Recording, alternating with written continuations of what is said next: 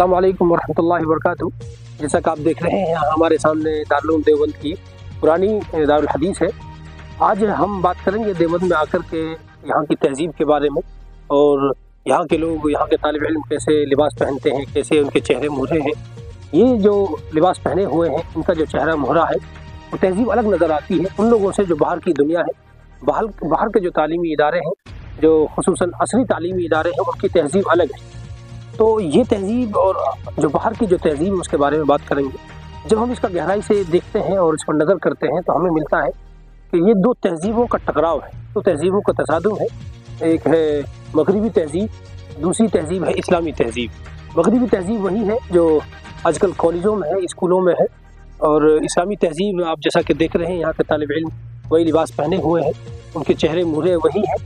तो हमें ये समझना पड़ेगा कि हमें कौन सी तहजीब से फ़ायदा होगा, हमारी अपनी तहजीब कौन सी है और अपनी तहजीब के फ़ायदे क्या हैं। किसी दूसरे की अगर हम तहजीब अपनाएंगे तो उसके नुकसानात क्या हैं।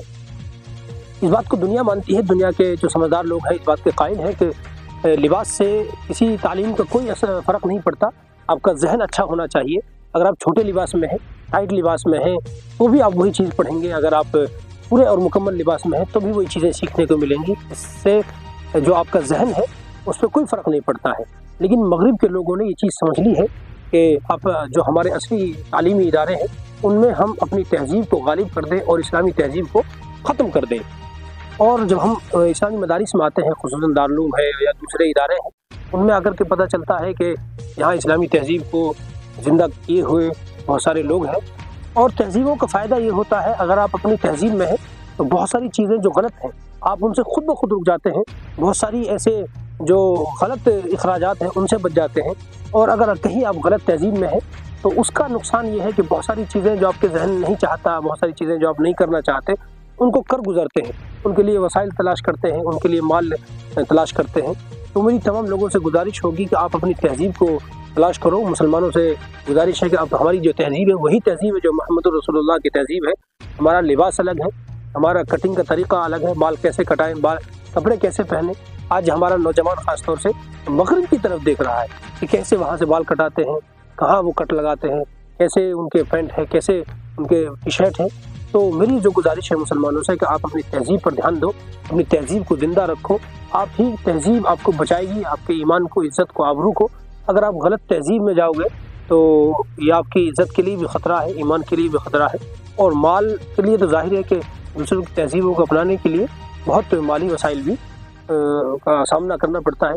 इसलिए मेरी तमाम मुसलमानों से अपील होगी कि अपनी तहजीब को समझें, पढ़ें अपनी तहजीब को, ऐसे इदारों में आए जहाँ हमारी तहजीब ज़िंदा है, और ऐसे इदारे हम कायम करें असली, जहाँ हमारी तहजीब के साथ हमारी बच्चियाँ, हमारे बच्चे पढ़ सकते हैं। आज अगर मुसलमान बहन ऐसी जो बड़ी हो चुकी हैं, उनके वालिदैन हमने देखे हैं कि वो नमाजी हैं और दूसरी वो नहीं चाहते इस चीज़ को कि हमारी बच्ची इस लिबास में स्कूल जाए, लेकिन उनके सामने मजबूरी है। तो मेरी गुजारिश ये होगी कि आप ऐसे तालीमी इदारे कायम करें असली भी, जो हमारी तहजीब के साथ हो। आज हमारी बड़ी बहनें वो मजबूर है इस चीज़ के, क्योंकि वो इजाज़त नहीं देते हैं दाखिले के अंदर या पेपर में बैठने की, कॉलेज में बैठने की। उसमें आपने हिजाब का मामला देखा होगा। ये तहजीब की ही लड़ाई है। हमको अपनी तहजीब के बचाने के लिए कोशिश करनी पड़ेगी, मेहनत करनी पड़ेगी। तो इसलिए मैं तमाम मुसलमानों से जो मुझे देख रहे हैं, मैं चाहता हूँ कि इस वीडियो को आगे पहुँचाएँ और अपनी तहजीब की बाकी रखने के लिए हम लड़ाई करें, कोशिश करें।